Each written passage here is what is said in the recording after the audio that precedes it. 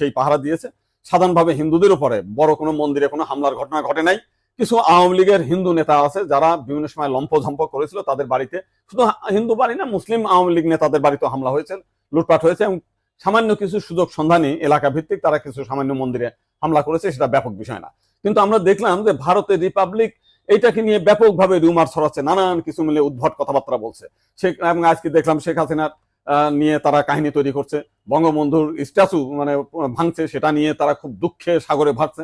আমার এক সাংবাদিক ফোন দিয়েছিলাম, তাদের বলেছি যে আপনারা যদি শেখ হাসিনার জন্য যদি এত কান্না আপনাদের মধ্যে আসে, তো শেখ হাসিনা ভারতে গিয়েছে, আপনারা ভারতের প্রধানমন্ত্রী নরেন্দ্র মোদীকে সরিয়ে শেখ হাসিনাকে আপনারা প্রধানমন্ত্রী হিসেবে ঘোষণা করেন, সে ভারতও রক্ষা করতে পারবে, আপনার সেভেন সিস্টারও রক্ষা করতে পারবে। আপনারা তো প্রতিদিন বলতেছেন যে শেখ হাসিনা না থাকলে ভারতে সেভেন সিস্টার থাকবে না, তো এইবার আপনাদের একটা বিশাল সুযোগ আছে, আপনারা শেখ হাসিনাকে ভারতের প্রধানমন্ত্রী করেন।